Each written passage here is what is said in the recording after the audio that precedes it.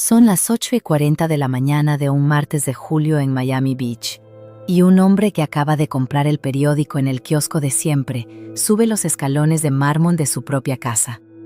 2 disparos después, esa escalinata queda cubierta de sangre, las llaves y la revista se le caen de las manos, y el mundo de la moda pierde de golpe a su nombre más deslumbrante. Pero lo que de verdad no me deja tranquila no es solo el asesino que apretó el gatillo. Es que, en el instante exacto de los disparos, las cámaras de seguridad de esa mansión no estaban grabando nada. ¿Casualidad? ¿Negligencia? ¿O algo que alguien se aseguró de que ocurriera justo así? Quédense conmigo hasta el final, porque esta historia tiene muchas más capas de las que cualquier titular llegó a contar. Queridos míos, soy criminóloga, y hoy quiero llevarlos por la vida y la muerte de Gianni Versace, un hombre que no se limitó a vestir a las estrellas, sino que terminó convirtiéndose él mismo en una. Un creador tan talentoso como extravagante, capaz de dividir opiniones con cada colección que sacaba. Hubo quien llegó a decir que Armani vestía a la esposa y Versace al amante. ¿Y a quién le convenía realmente su muerte? ¿A quién estorbaba tanto? ¿Qué papel jugó Donatella, la mujer que terminó al frente de todo el imperio? ¿Qué secreto guardaba en realidad la familia Versace? Vamos a hablar de obsesión, de lujo, de fama, de adicciones, de cirugías estéticas, de lazos familiares rotos y de hasta dónde está dispuesta a llegar la gente por sostener un nombre en lo más alto. Gianni Versace nació el 2 de diciembre de 1946 en Reggio de Calabria, una ciudad pequeña y calurosa en la punta de la bota italiana. Su madre, Francesca, era modista y tenía un tallercito propio. Su padre, Antonio, vendía carbón. Tuvo un hermano, Santo, y 2 hermanas, Donatella y Tina, que murió con apenas 12 años por una infección de tétanos maltratada. No estamos hablando de una familia de artistas ni de gente acomodada, sino de una familia trabajadora, humilde, sin ningún tipo de privilegio de partida. Francesca cosía y arreglaba ropa para las vecinas del barrio, y fue justamente ahí, mirando a su madre trabajar, donde Gianni aprendió el oficio que le cambiaría la vida. Aprendió a cortar tela, a coser, a adaptar una prenda al cuerpo de quien la llevaba, y quedó absolutamente fascinado. Recogía del suelo los retales que caían de las manos de su madre, y con ellos cosía muñecas. Se enganchó tanto a la costura que a los 9 años ya había diseñado su primer vestido, para su hermana Donatella. Con poco más de 20 años, tomó una decisión que en aquella época sonaba directamente a locura. Hizo la maleta y se fue a Milán sin contactos, sin dinero, pero con una determinación que asustaba. Antes había pasado varios años trabajando en el taller de su madre, así que algo de oficio ya traía consigo. Ahí no solo perfeccionó la técnica, sino que aprendió a observar a las mujeres, cómo se movían, qué buscaban, dónde una prenda debía ceñirse y dónde podía insinuar. Ya diseñaba, a pequeña escala, para las clientas de Francesca, pero aquel pueblo se le quedaba corto, demasiado conservador, demasiado provinciano. Necesitaba un escenario más grande. En Milán empezó desde abajo, trabajando para casas de moda que hoy casi nadie recuerda, pero ya entonces llamaba la atención. Sus diseños eran más atrevidos, más sensuales, distintos a todo lo demás. Eran prendas para mujeres que no tenían por qué avergonzarse de su cuerpo, sino todo lo contrario, para lucirlo sin pedir permiso. Mientras la moda italiana seguía instalada en los beige y en la discreción, Gianni dibujaba vestidos con aberturas hasta la cadera y escotes que llegaban al ombligo. Unos se reían, otros empezaron a mirar con mucha atención. El gran salto llegó pronto.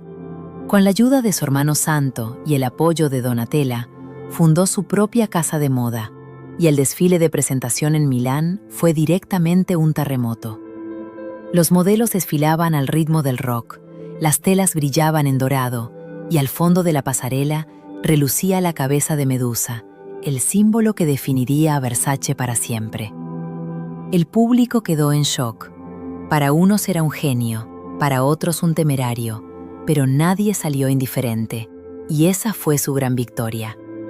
Gianni no llegó a la cima por casualidad, se la ganó paso a paso. No tenía contactos, pero tenía una estética propia y el valor de sostenerla. Mientras todos intentaban encajar, él decidió ser ruidoso, llamativo, imposible de ignorar. Y esa falta total de pudor frente al color, al cuerpo y a la emoción fue justo lo que lo convirtió, más que en diseñador, en un revolucionario dentro del mundo de la moda. Y ahora detengámonos un momento en su hermana Donatella, porque tiene un peso enorme en esta historia. Para ella, Gianni era mucho más que un hermano, era su guía, su obsesión, su centro de gravedad. De adolescente prácticamente no se despegaba de él. Gianni le contagió el amor por la moda, la música, la estética, la cultura, pero también le transmitió cierta dureza, cierto cinismo. Fue él quien le abrió las puertas de un mundo al que casi nadie tenía acceso. Siendo aún muy joven, empezó a acompañarlo en sus viajes a Milán y a Florencia.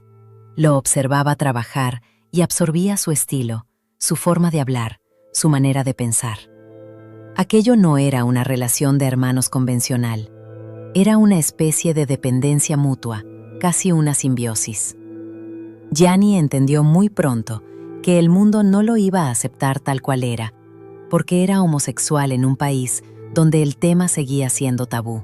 Y la Reggio de Calabria de los años 60 no se parecía en nada a Nueva York. Buscaba un lugar seguro y, en cierto modo, lo encontró en Donatella. Ella fue su confidente, la primera persona a la que le contó la verdad sobre sí mismo. Donatella no la tuvo fácil de joven. No era tan aguda ni tan sensata como Santo. Era una chica sensible, nerviosa, emocional, que ya desde muy pequeña mostraba señales de ansiedad y de baja autoestima, y trataba de compensarlo a través de su aspecto físico. Fue precisamente Gianni quien le inculcó esa auténtica obsesión por la estética.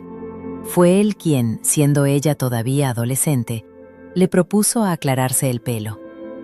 El rubio platino debía ser un símbolo de fuerza y de estilo. Tenía que parecer un ícono incluso antes de convertirse en uno.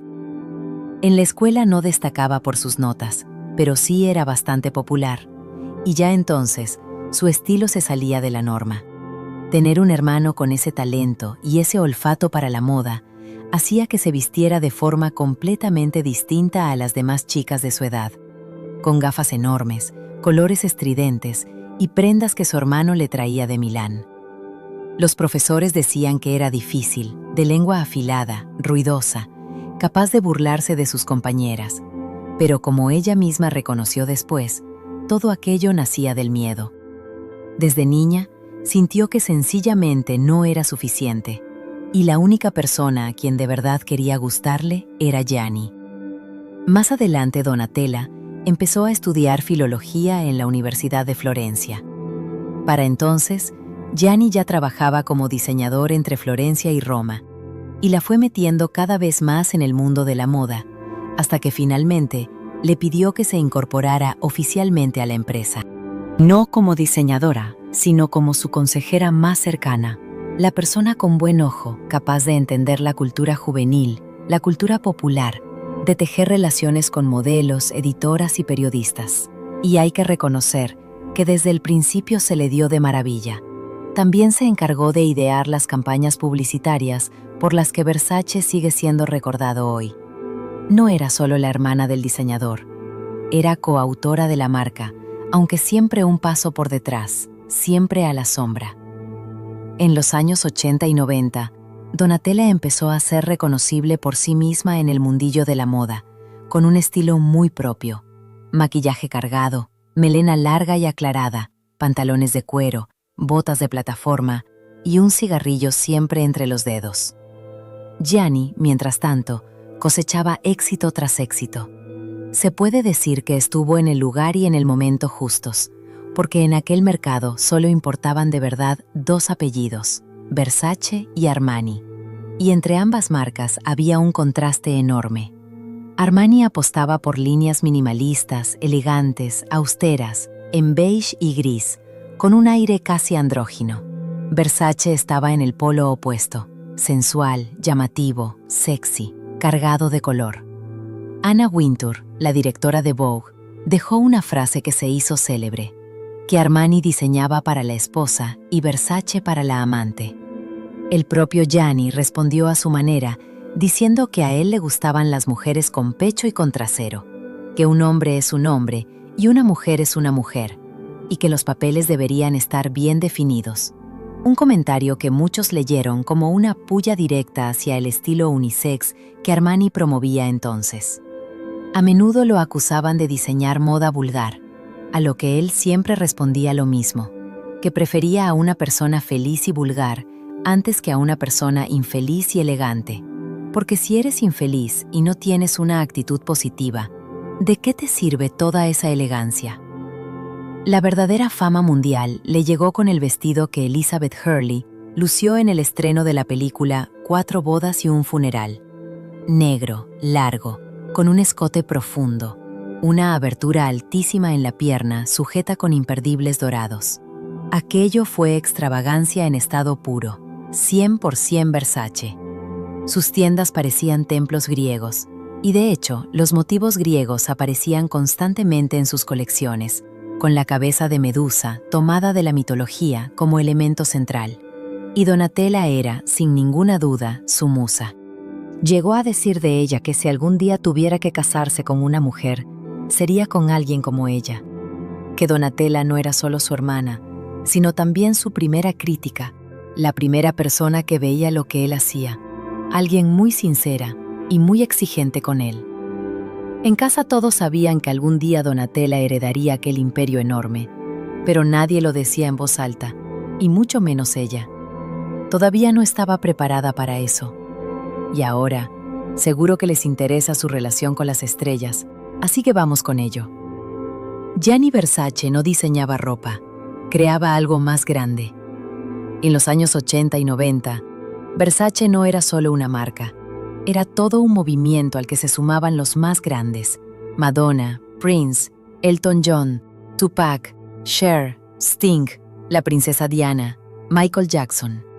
No se limitaba a vestirlos, los armaba con corazas de lentejuelas, seda y cuero, y ellos le devolvían el favor con lealtad absoluta. Aquellas estilizaciones eran espectaculares, casi teatrales. Bastaba mirar a una modelo para saber de inmediato que aquello era Versace. Para esas estrellas, él era todo lo que el mundo normal no les daba. Podían no ser educados, no ser modestos, no tener que justificarse ante nadie. Con Versace podían ser exactamente quienes eran: exagerados, atrevidos, indomables, y por eso lo adoraban. Una de las primeras en entrar en su órbita fue Madonna. Se conocieron a mediados de los 80, cuando ella empezaba a asomarse al mundo de la moda, y Gianni vio en ella algo más que una cantante. Una mujer que jugaba sin pudor con su propia sexualidad y no temía confrontar a un mundo patriarcal. Diseñó para ella vestuario de escenario, la invitó a su círculo más cercano y la arrastró a ese torbellino de fama. Fue el propio Gianni quien presentó a Madonna y a Donatella, y curiosamente, esa amistad terminó durando más que otras que Madonna mantuvo con íconos de su época, porque Donatella y Madonna tenían más en común de lo que cualquiera hubiera imaginado: el control, la dependencia de la estética, la desconfianza, los silencios en lugar de explicaciones, y también la cirugía estética, de la que hablaremos más adelante. En 1995, Madonna se convirtió en imagen de una campaña de Versace, con una sesión de Mario Testino que la mostraba fría, calculadora, como una mujer de negocios sin escrúpulos. Muchos dijeron que ahí no solo estaba Madonna interpretando a una modelo, estaba Donatella asomándose a través de ella. Pero Gianni tenía muchas más estrellas favoritas. Elton John fue su amigo leal, su cómplice tanto en la extravagancia como en la sombra de las adicciones. En los 90, cuando Gianni luchaba contra problemas de salud y Donatella contra la cocaína, Elton fue de los pocos que le decía las verdades sin rodeos. Iban juntos a exposiciones, salían de fiesta juntos, lloraban juntos. Estaba también Prince, misterioso, fugaz, extremadamente sensual. Gianni lo vestía de seda y de oro, con vestuarios de escenario que parecían venidos de otro planeta. Nadie sabía vestir a Prince como Versace, y para Gianni, él era la encarnación misma de la libertad, alguien totalmente fuera del sistema. Y estaba Michael Jackson, para quien Gianni diseñó aquella chaqueta dorada de la gira History. Se veían en hoteles, casi en secreto. Jackson era obsesivamente sensible al tacto, a la textura, a la temperatura, y Gianni sabía entenderlo. Decía que Michael sentía las telas como si fueran emociones, y Jackson aseguraba que solo con los diseños de Versace se sentía verdaderamente él mismo, que nada le molestaba. Gianni era extraordinariamente comprensivo y paciente con él, algo que el propio Michael reconoció muchas veces. Estaba también Cher, que llegó a decir que cuando se ponía Versace se sentía como su propia diosa de la venganza, intocable para cualquiera. Ese era su idioma común: teatro, drama, fuerza. Cher entraba en la casa de Gianni en Milán como si fuera la suya propia, y su equipo de seguridad siempre tenía una copa de prosecco lista para ella. No puedo dejar de mencionar a Naomi Campbell, a quien Gianni prácticamente convirtió en supermodelo. Tuvieron una relación turbulenta. Era como una hija para él, su gran estrella y también su gran dolor de cabeza. Podía llegar 3 horas tarde a un desfile y aún así él le reservaba el vestido principal. Según Donatella, Naomi era la única persona a quien Gianni le perdonaba absolutamente cualquier locura. ¿Y Tupac Shakur? Sí. Gianni fue uno de los primeros grandes diseñadores en vestir a aquel rapero para una alfombra roja. En 1996, en una gala de Versace en Milán, Tupac apareció con una camisa de seda con la medusa y pantalones de cuero, y se convirtió en la sensación de la noche. Gianni dijo entonces que el estilo no tiene color de piel, que el estilo es una actitud, y que Tupac tenía más actitud que toda la industria junta. ¿Y se acuerdan de aquel vestido verde de Jennifer López? Era un Versace, el famoso Jungle Dress. Cuando López lo lució en la entrega de los Grammy del año 2000, Internet colapsó. La gente empezó a buscar frenéticamente el vestido de Jennifer López, buscaba fotos del look en los Grammy, y esa búsqueda se hizo tan masiva que terminó siendo uno de los detonantes de la creación de Google Imágenes. Resulta increíble pensar que un solo vestido, una sola persona y un solo diseñador pudieran empujar el nacimiento de una herramienta así. Pero Gianni también tenía su lado oscuro en el trato con los famosos, y podía condenar a alguien al ostracismo mediático sin pestañear. Courtney Love, viuda de Kurt Cobain, el líder de Nirvana, al que por cierto adoro, era invitada habitualmente por Donatella, pero Gianni siempre la mantuvo a distancia. La vestía y además lo hacía muy bien, pero después de una fiesta todo cambió. Courtney era completamente impredecible. Solía estar drogada, agresiva, a veces directamente fuera de control. En una ocasión, llegó a lanzar una copa en un desfile e insultó a una de las anfitrionas, y a Gianni aquello no le hizo ninguna gracia. Desde entonces, 0 invitaciones, 0 acceso al backstage, exclusión total. Gianni construía, en realidad, un círculo muy cerrado. La lealtad era la moneda de cambio, y romper las reglas significaba quedar fuera. Él mismo decía que no daba segundas oportunidades, que en su mundo, un solo tropiezo era la señal de que no encajabas. Pese a todo ese brillo, Gianni no confiaba en nadie del todo. A algunas estrellas directamente les prohibía hacer fotos dentro de sus casas. Detrás de tanto glamour se escondía una obsesión enorme por el control y una pregunta que lo perseguía: ¿en quién puedo confiar de verdad? Gianni sabía que en el mundo del espectáculo no hay amigos, solo aliados, y sabía que un solo error podía costarle todo. Lo que aún no sabía era que entre tantas sonrisas, brindis y ovaciones de pie, alguien guardaba silencio, alguien planeaba algo, y que quizá en ese mundo que él mismo había construido ya se escondía un enemigo, esperando su momento. ¿Y cómo era Gianni Versace en privado? En el taller, un perfeccionista capaz de lanzar cualquier cosa por los aires si algo no le convencía. Pero lejos de los focos era alguien completamente distinto, más callado, más introspectivo, un hombre partido entre la necesidad de crear y la obsesión por controlarlo todo. Un adicto al trabajo que rara vez se permitía momentos de ocio, y cuando lo hacía, era casi siempre en compañía de hombres de su absoluta confianza, y solo cuando nadie estaba mirando. Su círculo era cerrado, y entrar en él era más difícil que conseguir una invitación a cualquier gran gala del mundo. Quienes lo conocían decían que era extremadamente leal, pero también impredecible. En un momento podía mostrar una ternura profunda y al siguiente encerrarse en sí mismo y guardar silencio durante horas. No soportaba la incompetencia, no toleraba la impuntualidad, era obsesivo con el detalle, pero también estaba dispuesto a darlo todo por la gente que quería, a la que protegía y cuidaba con verdadero esmero. Naomi Campbell lo recuerda no como un diseñador exigente, sino como alguien que, en medio de todo aquello, seguía siendo profundamente humano, no un ser frío y ególatra dispuesto a todo por el éxito. A su familia, a su hermana Donatella, a su hermano Santo y a su sobrina Allegra, los quería más que a la vida misma.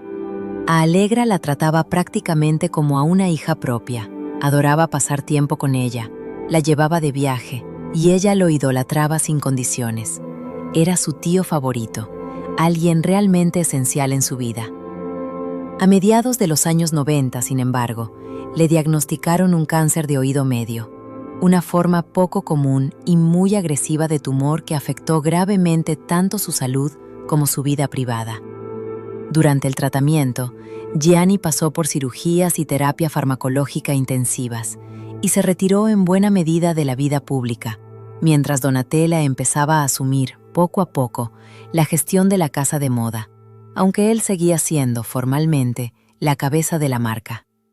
La prensa nunca tuvo un cuadro completo de su estado de salud, porque Gianni y su familia se esforzaron muchísimo en ocultarlo. Les importaba conservar la imagen de un diseñador invencible, fuerte. Y aquí aparece otra teoría que da mucho que pensar. Se rumorea que, en realidad, en lugar de un cáncer, Gianni padecía el virus del VIH. Esto nunca se confirmó oficialmente, la familia lo ha negado siempre con firmeza, y durante años fue, según muchos, su secreto mejor guardado.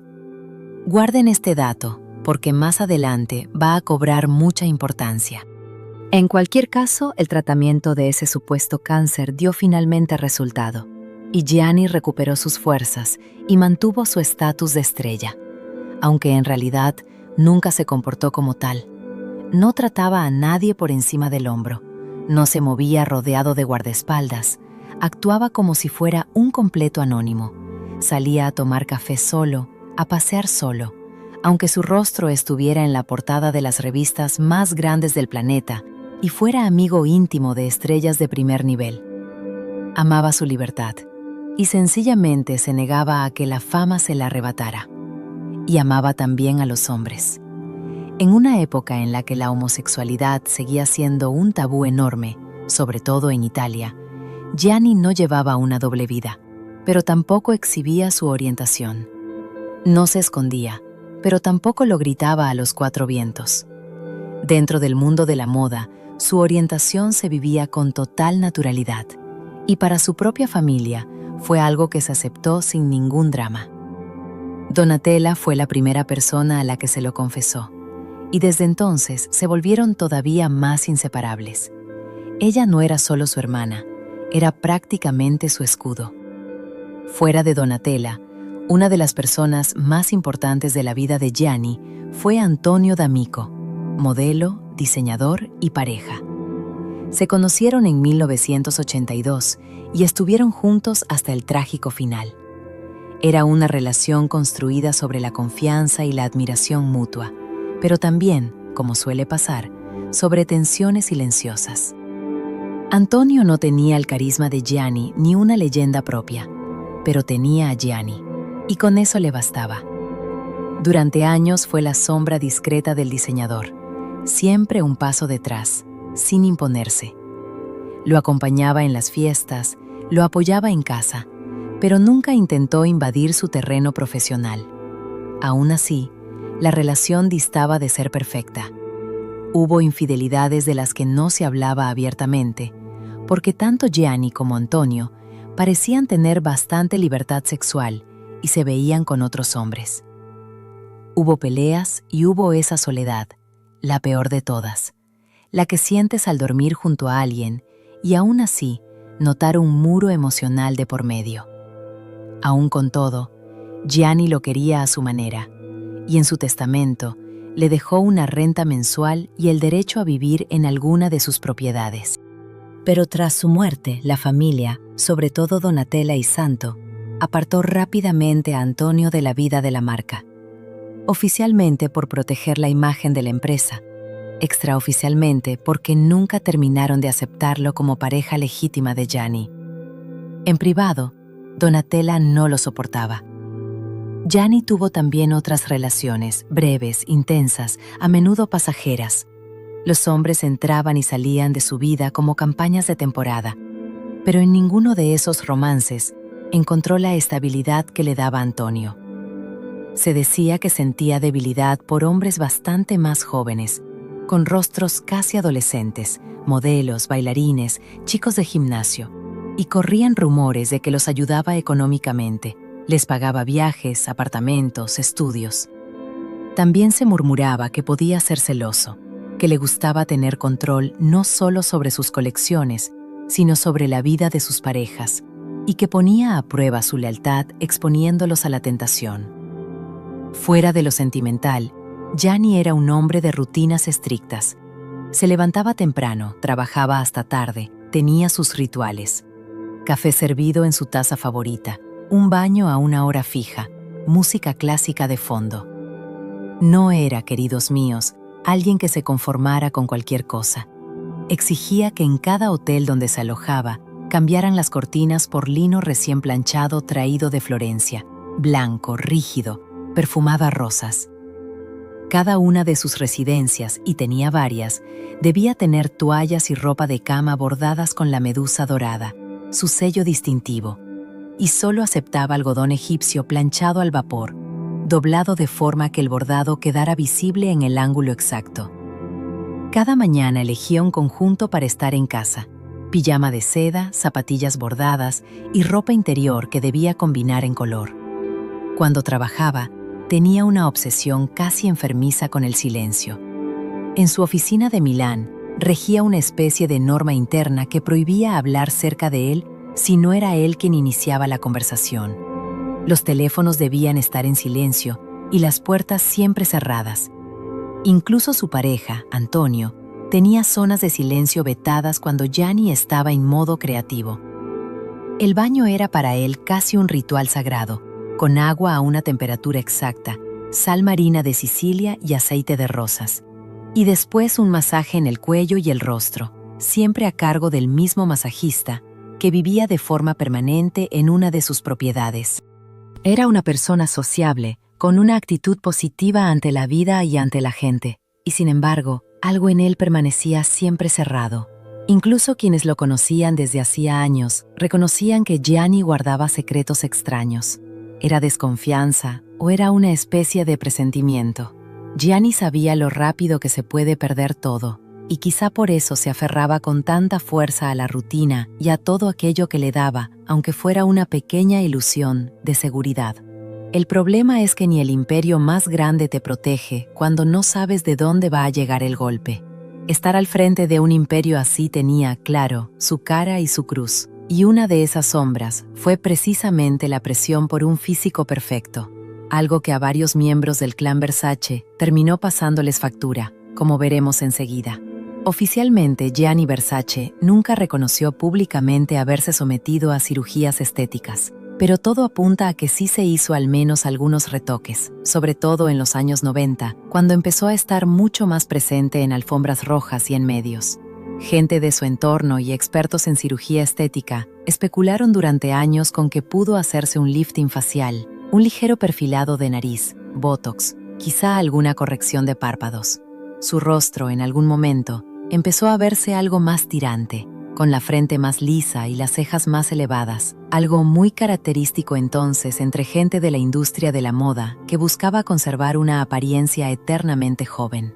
Hay que decir que Gianni era muy reservado con su vida privada y que su forma de entender el aspecto físico iba de la mano con la filosofía misma de su marca, el culto a la belleza, al cuerpo perfecto, a la sexualidad, pero también a la artificialidad. Para él el cuerpo era un lienzo, y no tenía ningún problema en retocar ese lienzo. Y aquí hay algo curioso.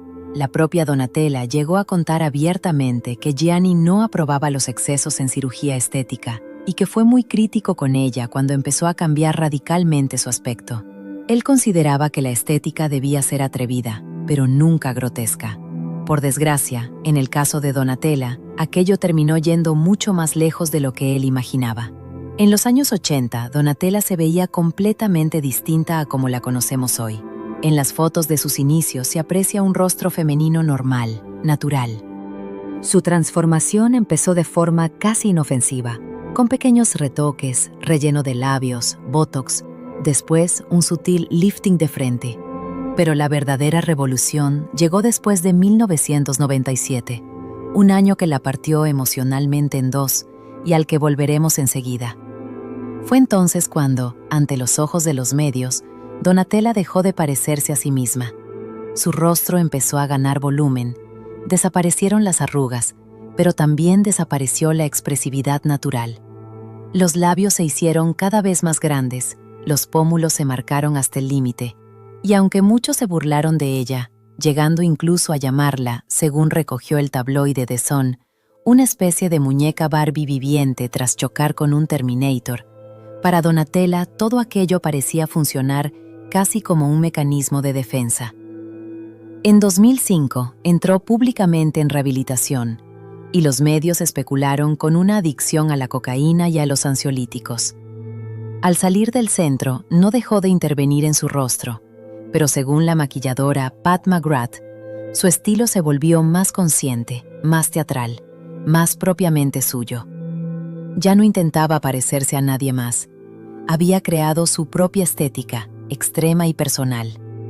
Donatella nunca se pronunció en público sobre el conjunto de sus intervenciones, aunque en una entrevista para Love Magazine dijo con toda claridad que no era ninguna hipócrita, que en ese mundo la apariencia importa y que ella era su propia creación. Los tabloides italianos especularon durante años con que se había sometido no solo a inyecciones repetidas de botox y ácido hialurónico, sino también a varios liftings faciales, corrección de nariz, cirugía de párpados, implantes en los pómulos y lifting de cuello. Un cirujano plástico estadounidense llegó a decir que el rostro de Donatella era un ejemplo de intervención llevada al extremo, que la piel estaba excesivamente tensa, los labios sobrecargados, los rasgos transformados casi como en el teatro kabuki, y que aquello ya no era simple cirugía plástica, sino una especie de performance. En la última década, Donatella suavizó bastante su imagen. Sigue teniendo un rostro muy trabajado, pero dejó de exagerar tanto el volumen de los labios. Apostó por peinados algo más naturales y un maquillaje más suave. Aún así, aunque el estilo se haya moderado, no ha renunciado a la teatralidad y su rostro sigue generando debate. Se habla mucho de que Donatella cambió profundamente justo alrededor de 1997, y no solo físicamente, sino sobre todo psicológicamente, porque fue entonces cuando ocurrió algo que le rompió la vida para siempre. Le arrebataron a la persona más importante de su existencia. ¿Qué pasó exactamente? Ya se lo cuento. Fue una mañana absolutamente normal, el 15 de julio de 1997, pasadas apenas unos minutos de las 8. Gianni Versace salió de su casa, Casa Casuarina, en Miami Beach. Llevaba una camisa blanca, pantalón negro y sandalias. Iba relajado, sonriente, descansado, elegante como siempre. En la mano llevaba algo de suelto y las llaves.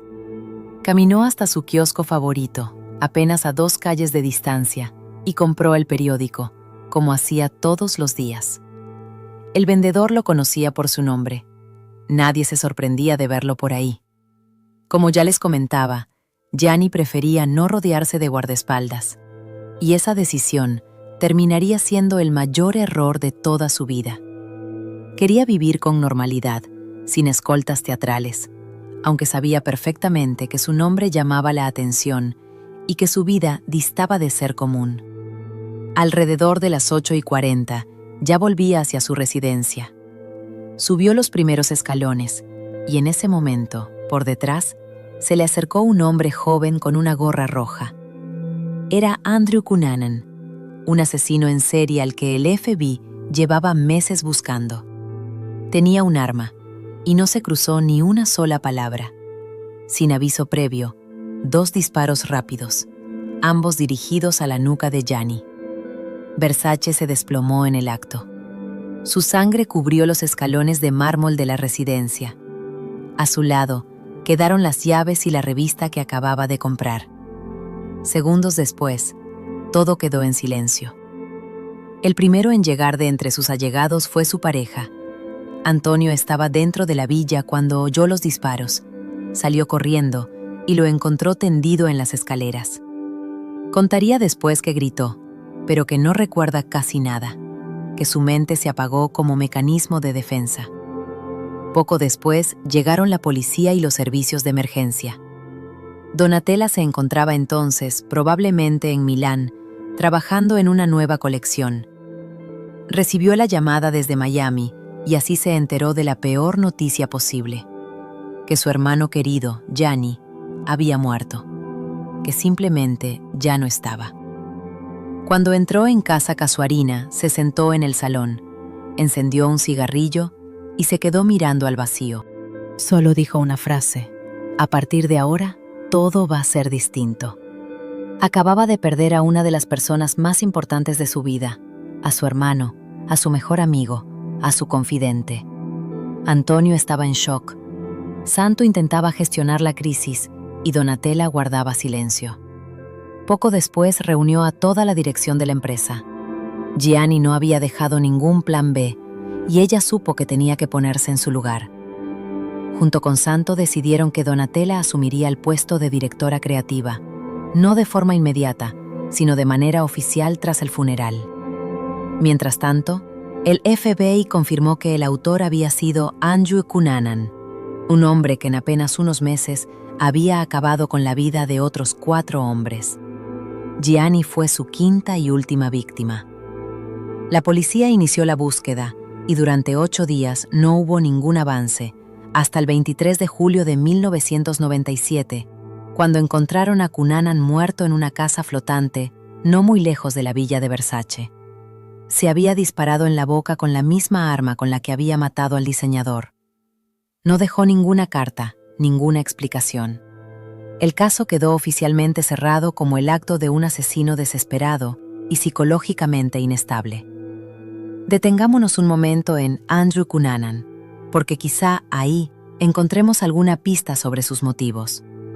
Desde muy niño se lo consideraba un genio, con un coeficiente intelectual altísimo. Se dice que a los 10 años ya se sabía de memoria una enciclopedia entera. Su familia, de clase media, vivía en un principio bastante bien, y Henry asistía a un colegio privado. Con el tiempo las finanzas familiares empezaron a hacer aguas. Quienes lo conocían de joven lo describían como sociable, seguro de sí mismo y extremadamente inteligente. Estudió historia en la Universidad de California y tenía muy buenos resultados académicos, pero había un problema.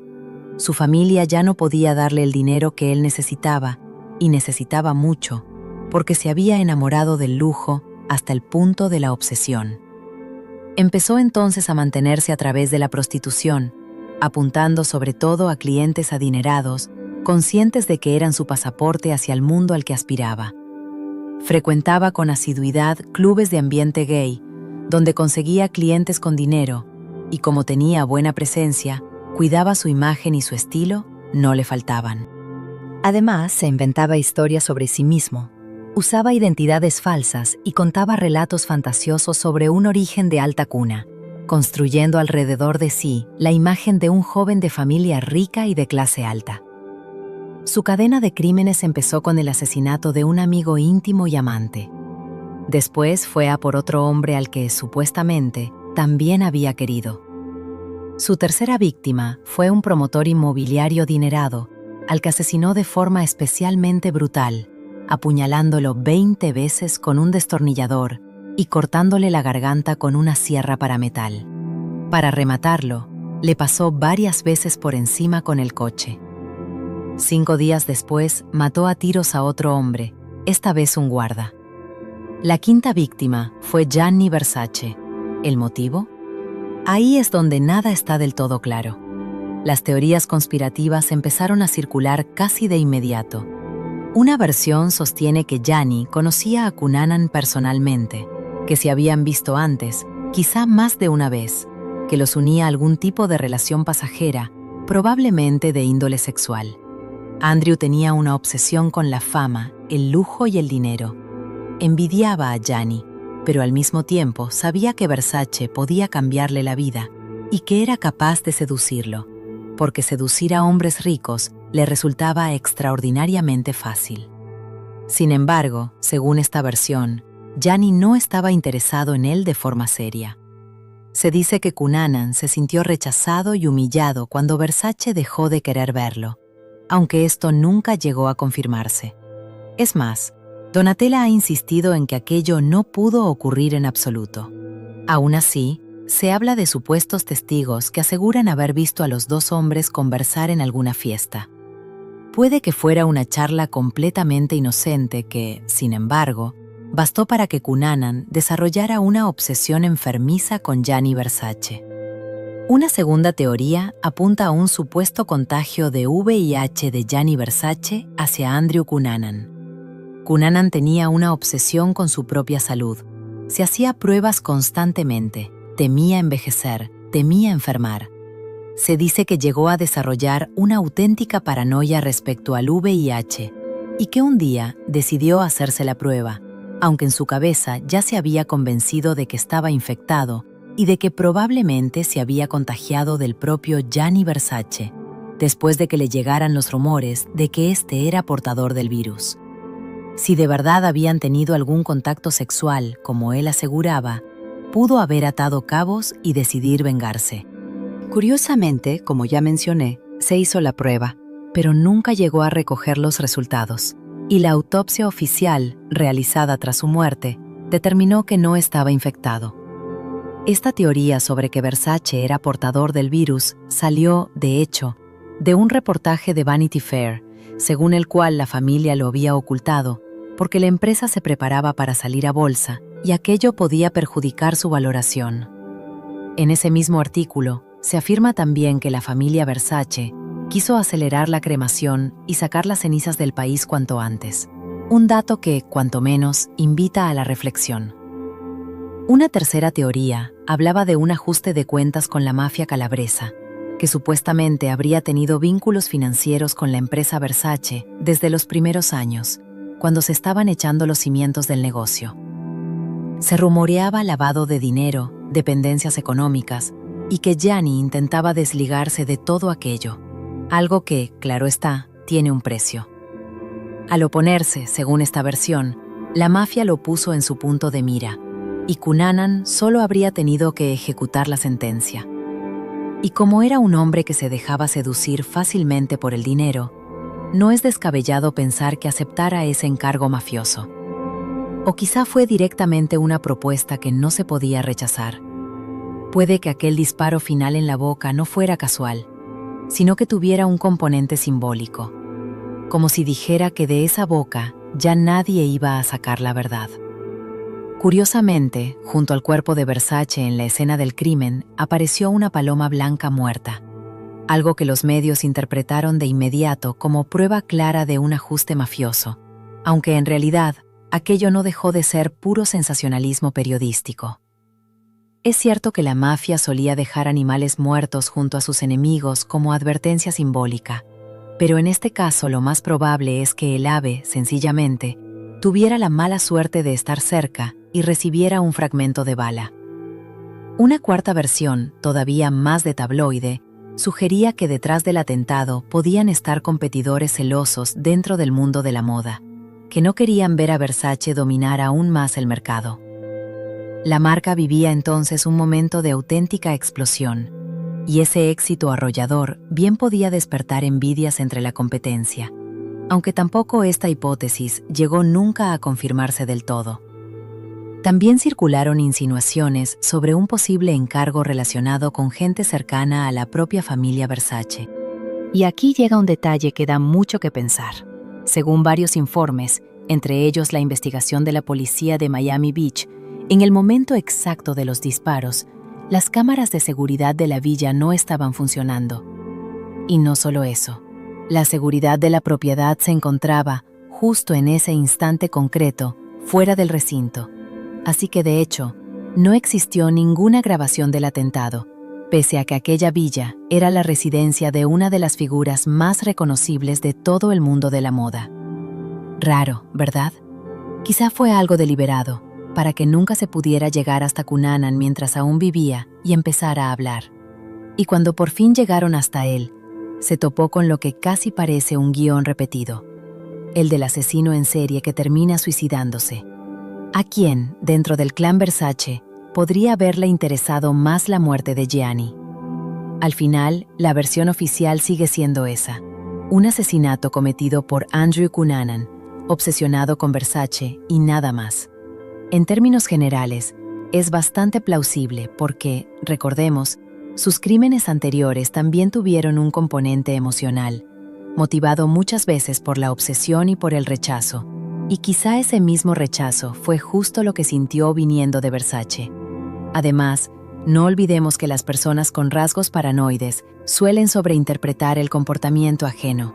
Incluso los gestos más neutrales pueden leerse como hostiles o malintencionados.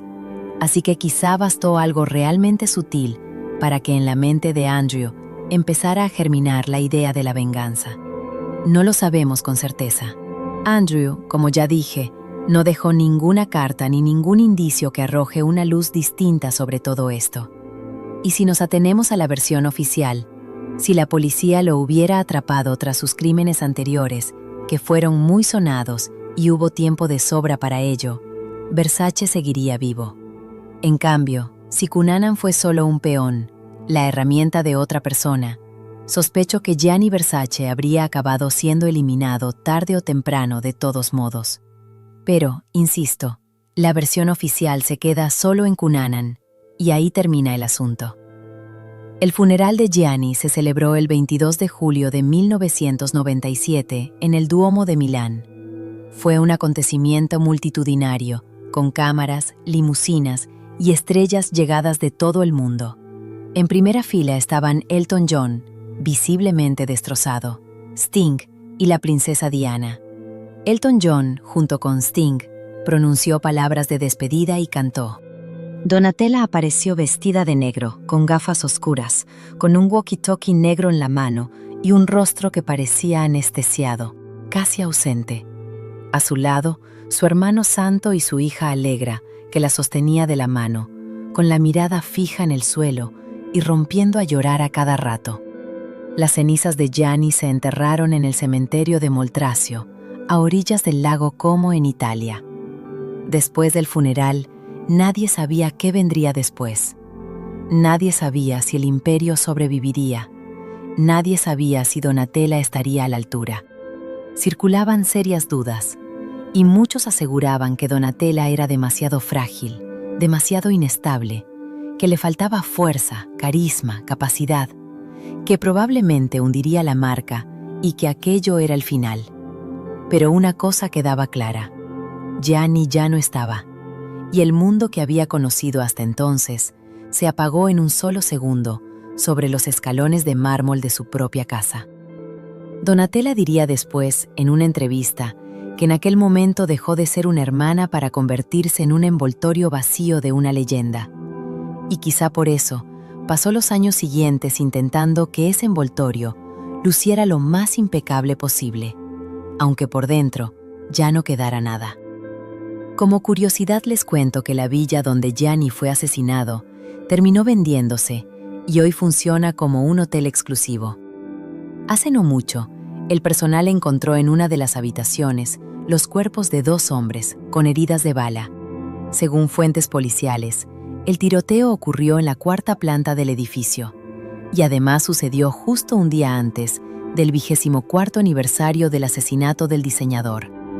Una coincidencia llamativa cuanto menos, aunque hay que reconocer que aquel lugar arrastra ya cierta fama de maldito.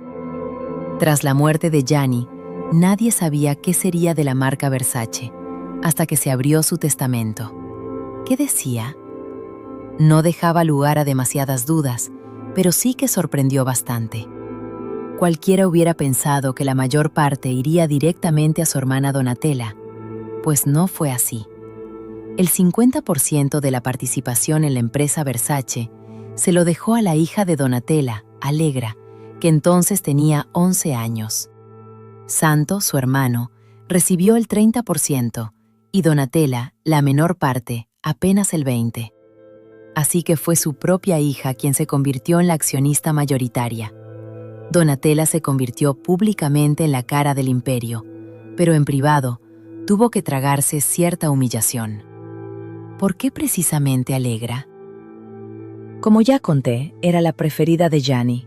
La llamaba su pequeña princesa y pasaba muchísimo tiempo con ella.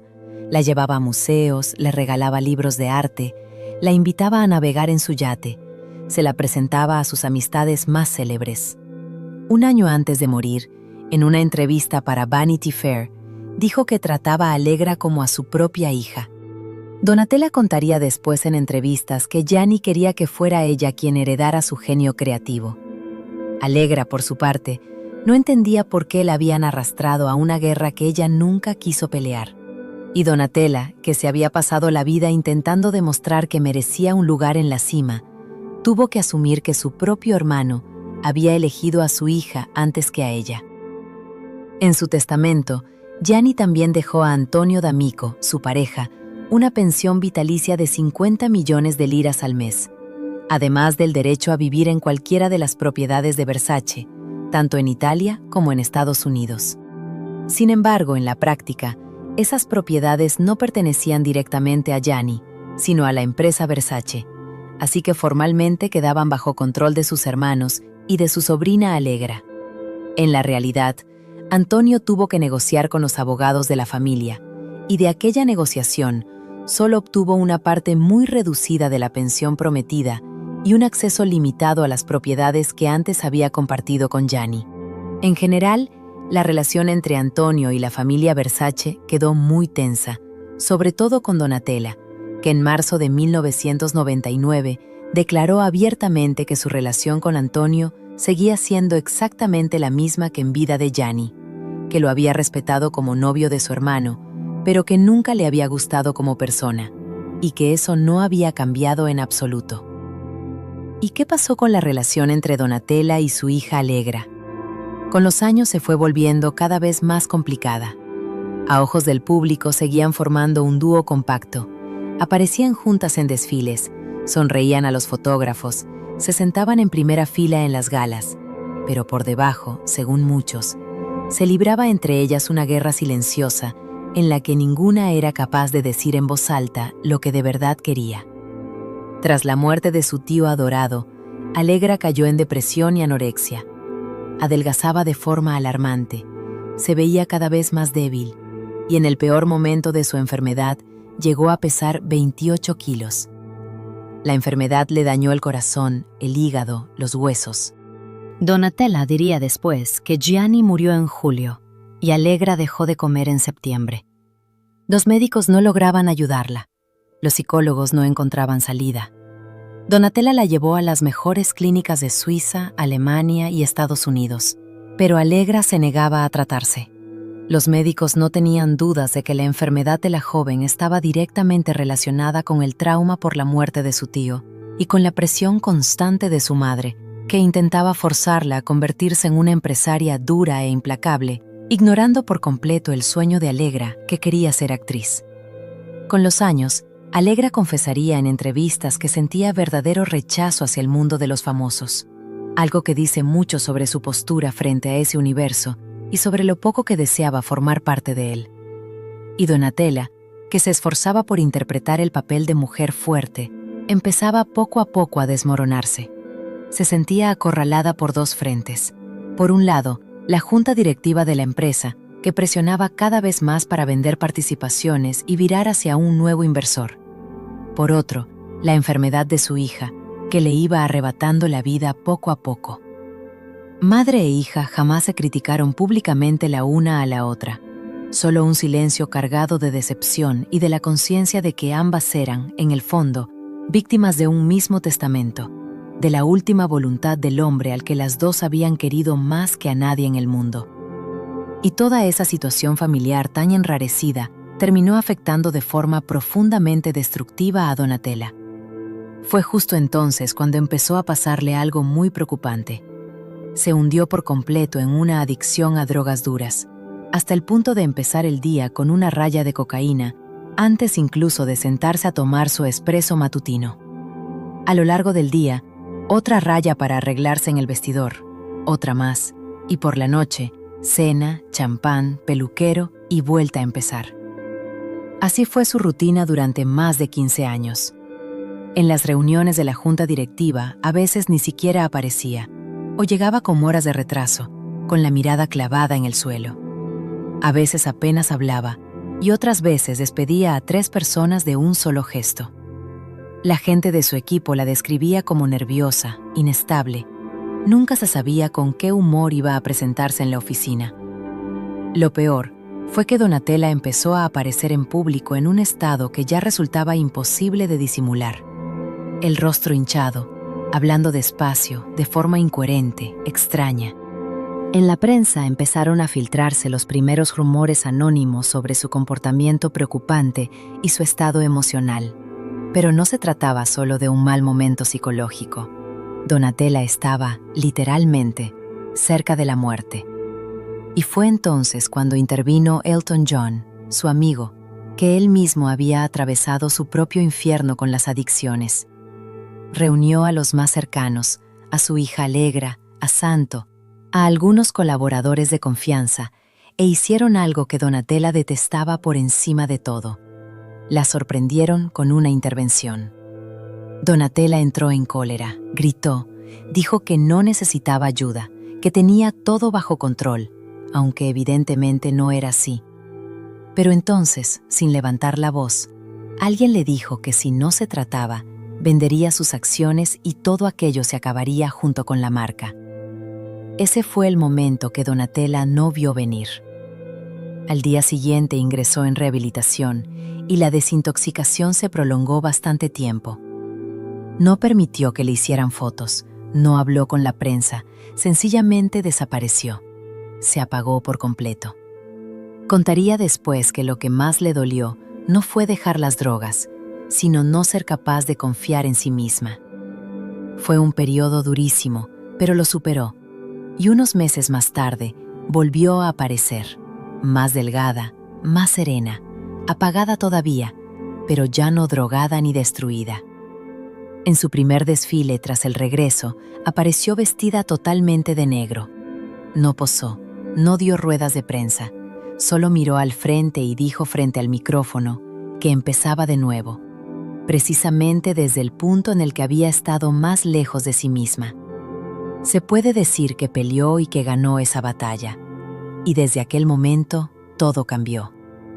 Cuando Gianni murió, nadie creía que aquello sobreviviría.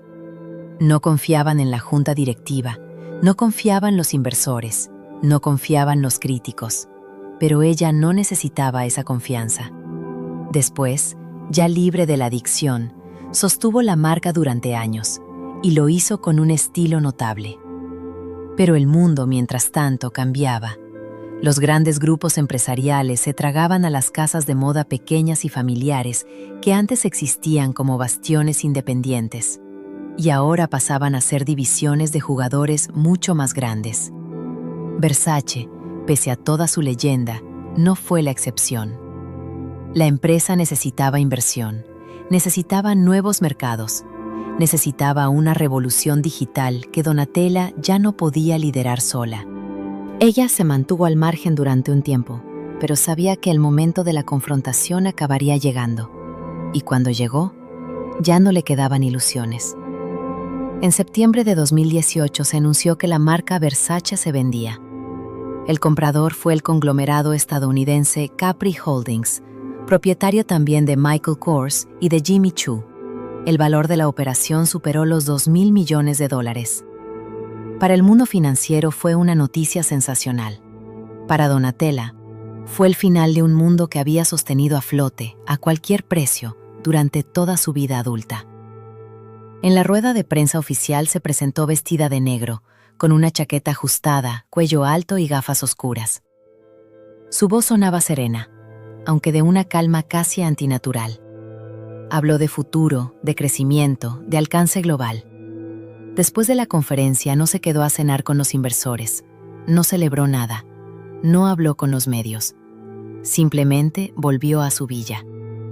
Su personal contaría después que no dijo una sola palabra durante el resto de la noche, que se quedó en el jardín fumando un cigarrillo tras otro, mirando hacia la oscuridad que se extendía sobre el patio de mármol. Las condiciones de la venta establecían que Donatella se mantendría como directora creativa, que tendría influencia sobre la dirección visual de la marca y que su nombre seguiría apareciendo en las campañas. Pero ya no era la propietaria. No tenía control sobre las finanzas, ni sobre la estrategia, ni sobre las decisiones que se tomaban a puerta cerrada. Por primera vez desde la muerte de Gianni, tuvo que aceptar que, en realidad, ya no mandaba.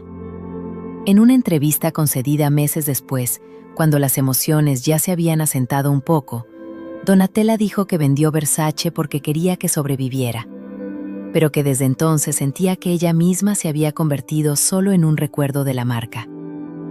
Una frase dicha sin apenas emoción, pero que en su sencillez lo decía absolutamente todo. Y en la primavera de 2025, después de casi 30 años ininterrumpidos al frente de la casa de moda, Donatella tomó otra decisión importante. Renunció al cargo de directora creativa. La sustituyó Dario Vitale, hasta entonces director de diseño en Miu Miu, mucho más joven, más contemporáneo, más volcado en el minimalismo que en el dramatismo barroco tan propio de Donatella. Aún así, ella sigue de alguna manera cerca de la marca, sigue siendo, en parte, su rostro visible. Sigue representándola, aunque ya sin tomar ninguna decisión. Donatella estuvo al timón desde 1997 hasta 2025, y ese es un recorrido nada habitual, sobre todo tratándose de una mujer en esta industria. Hoy vive principalmente en Milán, aunque viaja con frecuencia entre Italia, Londres y Estados Unidos. En una entrevista para Vogue, confesó que, por primera vez en décadas, duerme más de 3 horas al día y que ya no siente la necesidad constante de demostrar nada. Su hermano Santo, tras dejar su papel en la empresa, se dedicó a la política. Entre 2008 y 2013, fue diputado en la Cámara de Diputados italiana y colaboró con distintas formaciones políticas. Allegra, aunque heredó una fortuna considerable, se mantiene alejada de los focos y del día a día de la casa de moda Versace. No interviene en las decisiones de la marca y elige, de manera constante, una vida al margen de los medios. Hoy se centra sobre todo en su salud y en cuidar su intimidad, evitando de forma deliberada el mundo de los famosos y las apariciones públicas. Y quiero dejarles, para terminar, una reflexión que a mí, personalmente, me deja bastante triste. Gianni Versace no murió por casualidad. No fue víctima de un golpe de mala suerte, ni de una bala perdida, ni de un simple atraco. Murió porque alguien lo estuvo acechando. Alguien que lo observaba desde la sombra, que conocía sus rutinas, sus costumbres diarias.